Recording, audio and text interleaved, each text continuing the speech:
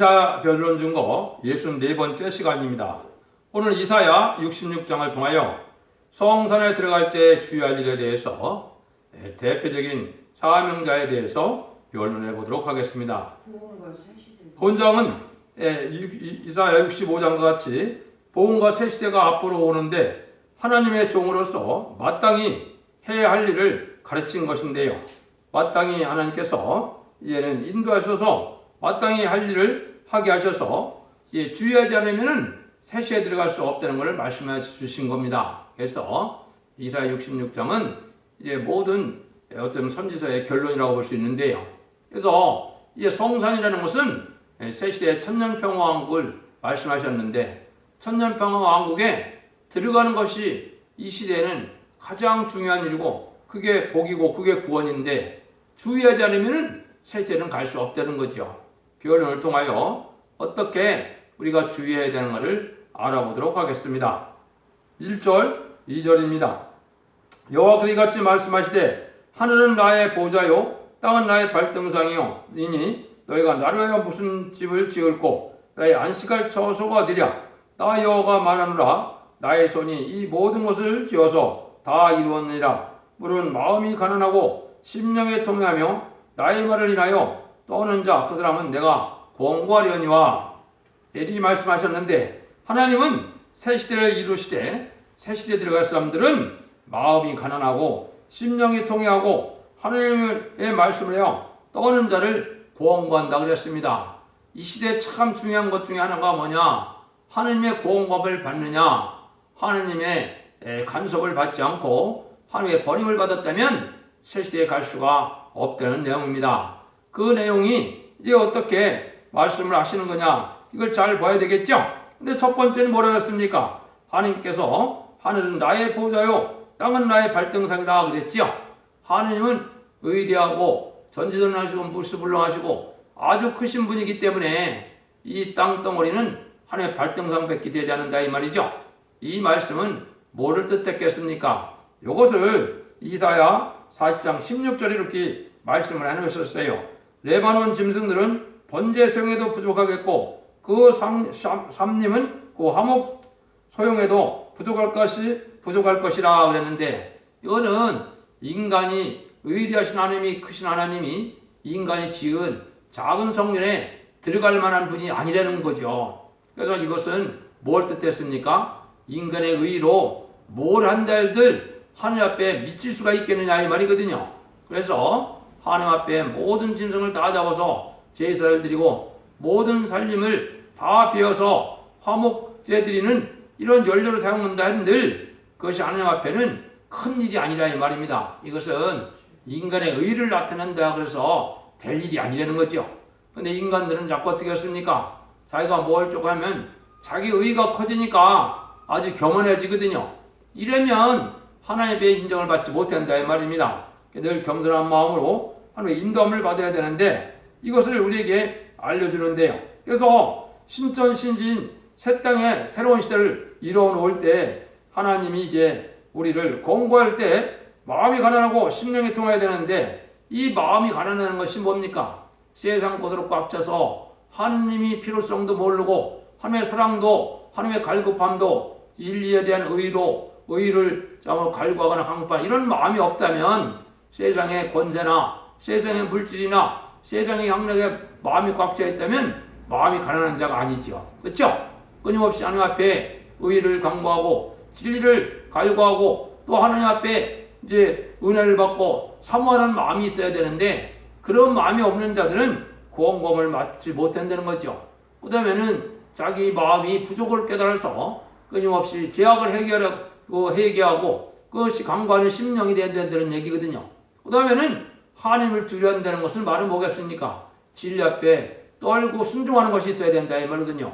말씀을 지켜 행하는 것이 없으면 하나님의 참다운 종도 될 수 없고 하나님의 새로운 참다운 백성도 될 수 없다 이 말입니다.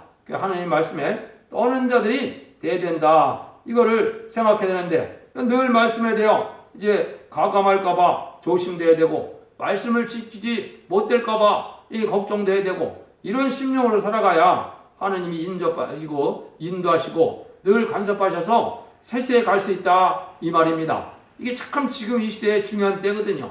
그래서 하나님이 아무리 잘못해도 징계도 없고 공감도 없으면 이 새 시대에 갈 수 있는 사람이 아니라는 겁니다. 여러분들이 이것을 잘 생각하셔야 이 시대에 참다운 신앙이 뭔가를 생각해야 된다 이 말이죠. 이 세 가지를 딱 기억을 하셔야 돼요. 공부하는 자는 마음이 가난한 자다. 심령에 통하는 자다. 말씀에 떠하는 자다. 이 세 마음을 가져야 된다 이 말이거든요. 그렇지 않으면은 제사를 드리고 예배를 봐도 아무 소용이 없다는 겁니다. 3절 4절입니다. 소를 잡아 드리는 것은 살인함과 다름이 없고 어린 양으로 제사 드리는 것은 계목을 꺾음과 다름이 없으며 드리는 예물은 제제피와 다름이 없고 분양하는 것은 우상을 산송함과 다름이 없이 하는 그들은 자기의 길을 택하며 그들의 마음을 가증한 것을 기뻐한즉 나도 유혹을 그들에게 택하여 주며 그 무수하는 것을 그들에게 임하게 하리니 이는 내가 불러도 대답하는 자 없으며 내가 말하여도 그들이 청종하지 않고 오직 나의 목전에 악을 행하며 나의 기뻐하지 않는 것을 대가씀이니라. 그러면 우리가 예배를 드리고 하나님 앞에 제사 드리는 건 뭡니까? 하나님 앞에 진리 앞에 순종하고자 드리는 거거든요. 진리 앞에 순종하는 것이 없다면 예배를 드린들 아무 소용이 없다 이 말입니다.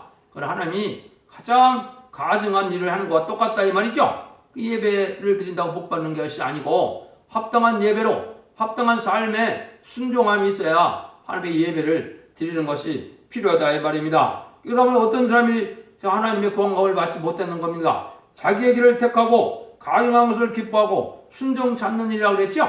자기 길에는 건 뭐예요? 진리의 길로 거룩하고 구별된 삶을 살아서 진리 앞에 희생하여 하나님의 뜻을 이룬 것을 기뻐하는 마음으로 살아야 되는데 자기가 원하는 거로 자기가 육적으로 또 쾌락적으로 세상적으로 자기가 원하는 대로 다 택해서 간다면 그건 하나님의 백성이 아니라는 거죠. 제사 드려도 소용없다는 거거든요. 그런 삶을 살아면 안 된다는 거죠. 그러면은 하나님이 가정하고 싫어하는 것을 그걸 기뻐한다면 그건 하나님과 대적이 되는 거다. 이런 사람들은 예배 드릴 필요도 없다는 거죠. 그래서 하나님이 기뻐하는 일을 우리 주님께서 기뻐하는 일이 무엇인가를 하려고 하는 이런 마음이 있어야 예배 드리는 그러한 의미가 있는 것이고 하나님이 그런 자들에게 열매를 주시는 거고 은혜를 주셔서 열매를 맺게 하신다 이거든요. 그 다음에는 아까 말씀드린 것처럼 진리 앞에 순종하게 되는 것이 없었다면 예배 드리는 행위가 다 필요가 없다 이 말입니다. 말씀에 순종하기 위해서 우리가 믿음의 생활을 하는 것인데 예배까지도 그렇죠. 그래서 많은 예물을 드리고 제사를 드려도 여기 하나님이 가정한 것으로 여겨서 그 합당치 않은 데에는 하나님이 뭘 준다고 그러셨습니까? 유혹의 영을 준다고 그러거든요. 그래서 지금 많은 탈선된 데나 많은 이단들이 왜 이렇게 많느냐? 하나님의 합당한 자가 되지 못하기 때문에 이 마귀가 미혹해가는 거거든요. 근데 특징은 뭡니까? 나만이, 우리의 단체만이, 우리의 교단만이 신령하고 거룩해서 우리 단체만 구원받게 되고 우리 단체만 아주 복을 받게 될 거 이렇게 생각이 들거든요. 자기 스스로 지혜롭게 여겨지고 자기만이 옳다고 느껴지는 것이 이게 미혹이거든요. 끊임없이 부족을 깨달아서 우리가 회개할 때 하나님이 성령의 역사로 깨닫게 하는 역사나 또 우리를 고쳐주는 역사나 우리를 진리 말씀대로 인도하고 진리 말씀대로 이제 고쳐주는 이런 역사가 와야 바른 삶이 될 수 있는 건데 그런 사람이 아니고 끊임없이 내가 가장 훌륭하고 우리 단체가 가장 좋은 것이고 우리 단체만이 복받는다 이런 마음으로 꽉 차면 그게 바로 미혹받은 거다 이 말이거든요. 하나님 앞에 끊임없이 부족을 느껴서 회개함으로 하나님의 공급을 받아야 하나님이 그 사람을 새 시대에 인도할 수 있다 이 말입니다. 이 시대 이것이 아주 중요한 사실입니다. 이것이 안 되면 영원한 멸망과 영원한 영상으로 갈라지는 때가 인간 종말이거든요. 이거를 겸손하게 들어야 된다. 그런데 하나님이 이제 말씀에 떠는 자들이 시온의 무리가 나오게 되는데 하나님이 기뻐하는 자들과 하나님이 영광을 나타낼 자들은 바로 누구냐? 이렇게 된다는 겁니다. 5절입니다. 여호와의 말씀이라 떠는 자들아 그 말씀을 들을 자다. 이르시되 너희 형제가 너를 미워하며 내 이름을 인하여 너희를 쫓아내며 이르기를 여호와께서는 영광을 나타내사 너의 기쁨을 우리에게 보이기를 원하노라 하였으나 그들은 수치를 당하리라 하셨느니라. 이것은 인간 종말에 하나님이 마지막 기독교가 아주 부패가 돼서 불우한 자들이 기업권을 차지해서 욕심이 많고 참으로 명예욕이 탐하고 이래서 이게 마귀의 도구가 될 것을 하나님이 미리 아신 거거든요. 그래서 진리대로 순종하고자 하면은 그게 이제 하느님 앞에는 진리대로 순종에 합당한데 자기 마음대로 안 되니까 큰 영계 싸움이 일어난다 이 말입니다. 그 영계 싸움에서 말씀에 떠는 참된 종의 반열은 쫓겨남을 당한다 이 말이거든요. 이거는 하나님의 성무적인 적이 나오는 과정을 여기 예언해 놓으신 겁니다.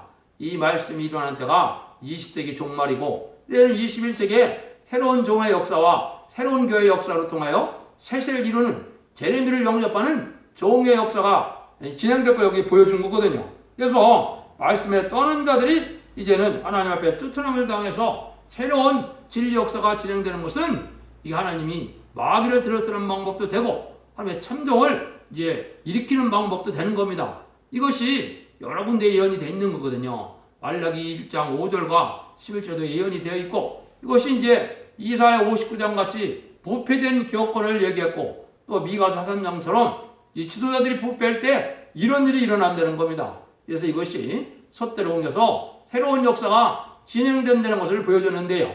이것이 이제 부족한 종에게는 2002년 10월 24일에 이런 말씀이 응했는데요. 이거는 스가랴 1장 7절에도 예언이 되어 있거든요. 이거는 새로운 첫대교회 사명자들이 나올 때 부득불 이런 일들이 있을 수밖에 없는 그걸 하나님의 말씀이 이제 예언이 그렇다 이 말입니다. 그래서 6절처럼 된다는 거죠. 호원하는 소리가 성읍에서 또 오며 목소리가 성전에부터 들리니 이는 여호와께서 그 대적에 보응하는 목소리로다. 하나님이 이제 심판 때가 되어 심판하는데 뭘부터 심판하느냐? 진리 때문에 쫓아낸 자들을 먼저 심판한다. 그 재단부터 하나님이 멸망시킨다 이 말입니다. 이것은 개인적인 감정이 아니고 하나님의 진리의 역사고 하나님의 신의 역사를 이걸 배반하는 것이 되고 이걸 대적하는 것이 되기 때문에 하나님이 진리를 대적하는 사람들은 하나님은 용서하지 못한다는 겁니다. 이것은 새로운 인간의 첫대기 역사가 나타났을 때 새시대를 건설하는 일에 방해가 되고 이거를 이제 대적하는 자들은 멸망한다는 사실을 알려주는 거거든요. 그래서 제레미야를 영접하는 것은 이게 그러니까 종교 중심이나 교단 중심이나 격파 중심이 아니고 새로운 진리 역사가 일어나는 초교파적인 역사인데 참된 시온의 무리가 나오므로 그 역사가 진행된다는 것을 여기에 보여준 겁니다. 그래서 그런 시온의 무리는 어떤 식으로 참된 종들이 되느냐 7절 8절인데요.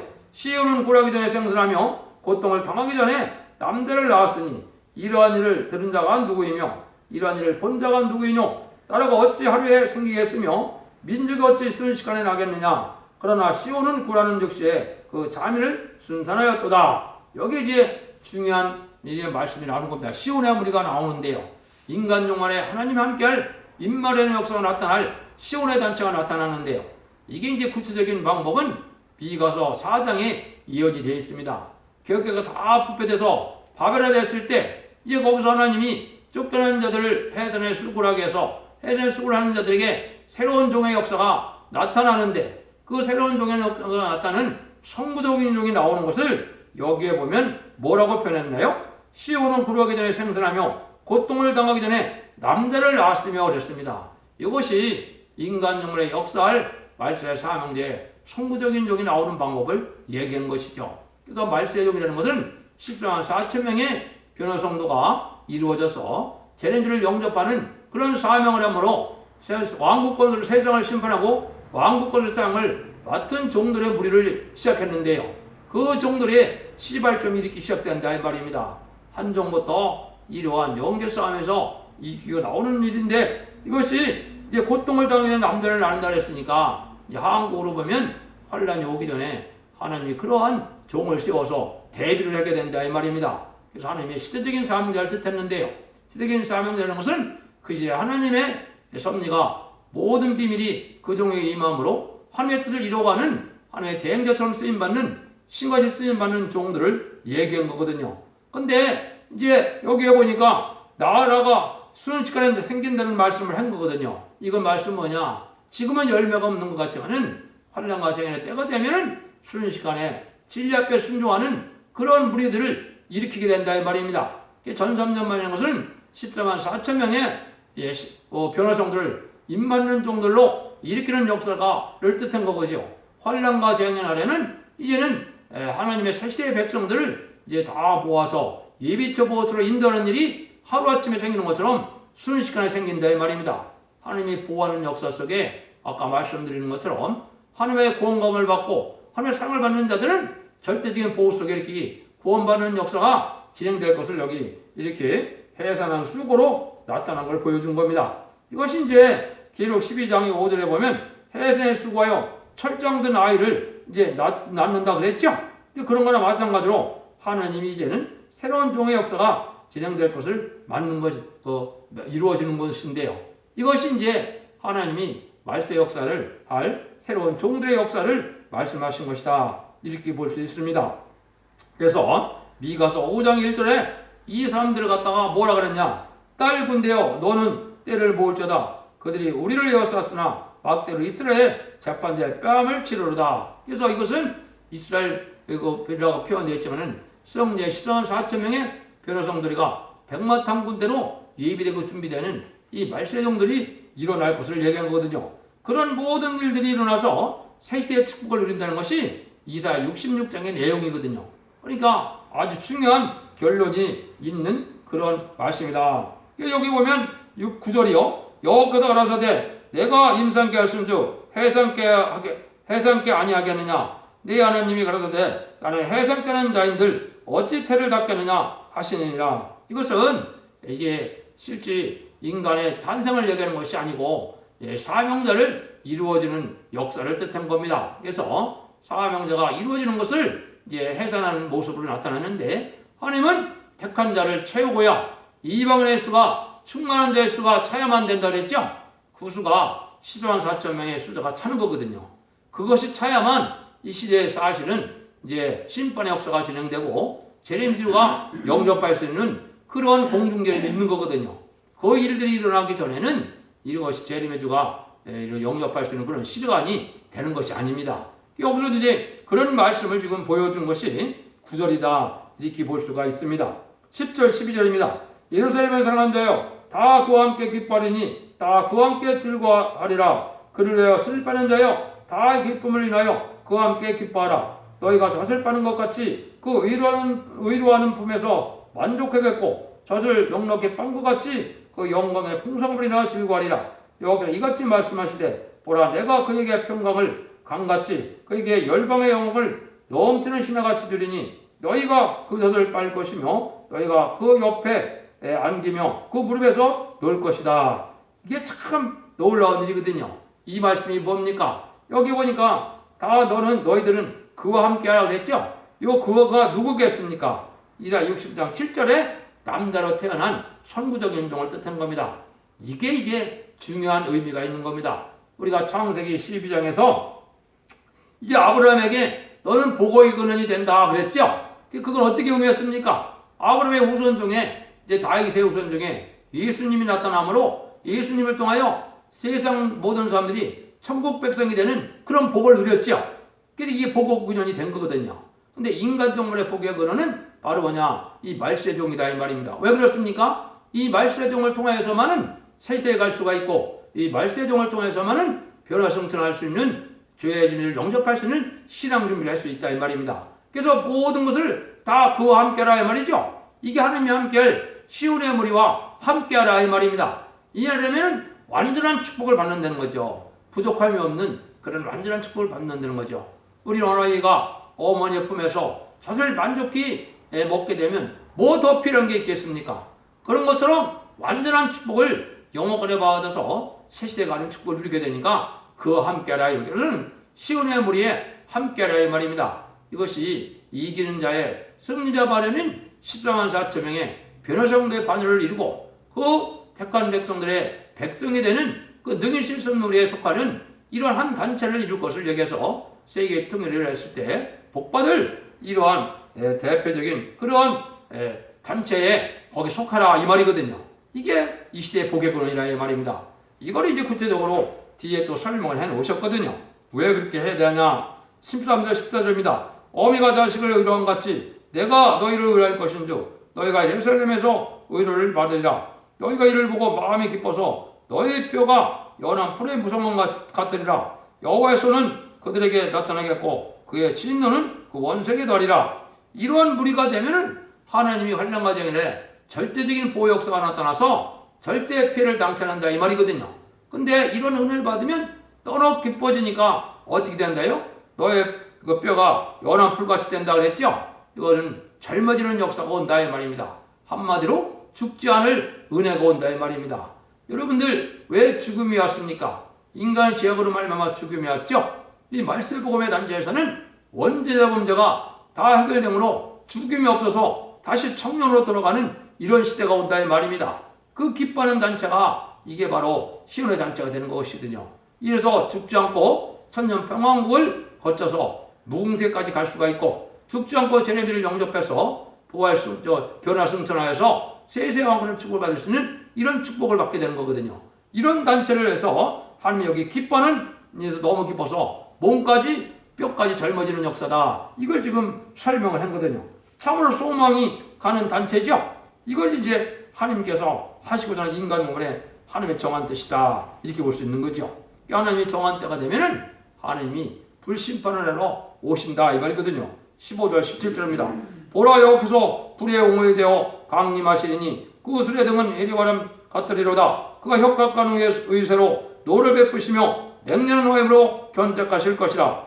여호와께서 물과 칼로 모든 혈육에게 심판을 베푸신즉 여호와께서 살육당할 자가 많으리니 스스로 거룩히 구별하며 스스로 정결케 하고 동성에 가서 그 가운데 있는 자를 따라 돼지고기와 가증한 물과 쥐를 먹는 자가 다 함께 망하리라. 여호와의 말씀이라. 여기 보면 하나님이 이제 불심판을 하게 된다는 걸 얘기했는데요.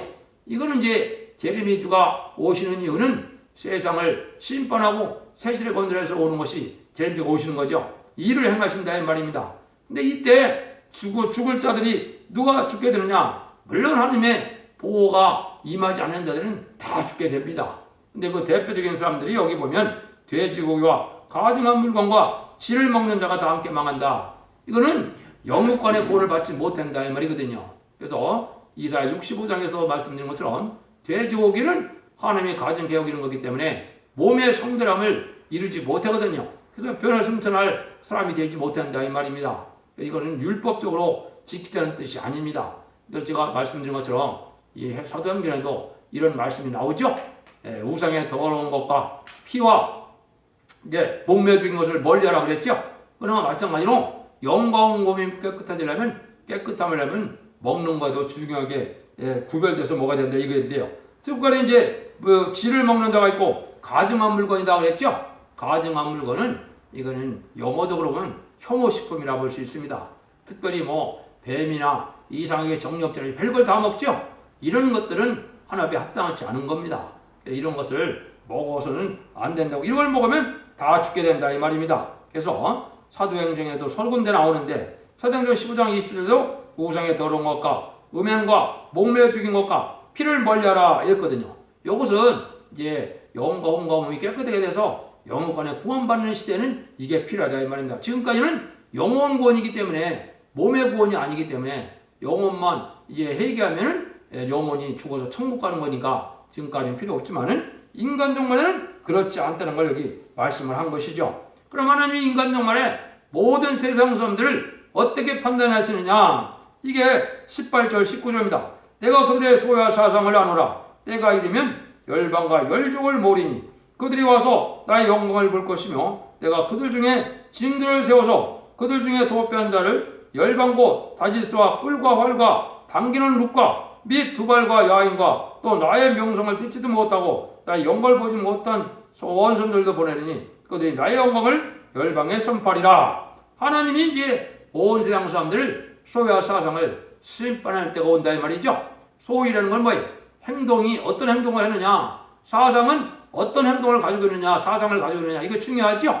이 시대는 진리 사상이라든가 이게 또 백마탄 사상처럼 왕복권 들어야 된다는 그런 마음이라든가 또 애국애족 사상이라든가 멸공 사상이라든가 진리 사상을 가져야 하나님의 의로운 사상을 부르는데 세상에 속가되고 용공협상다가 공산주의를 좋아하고 이런 사상들은 멸망할 사상이거든요.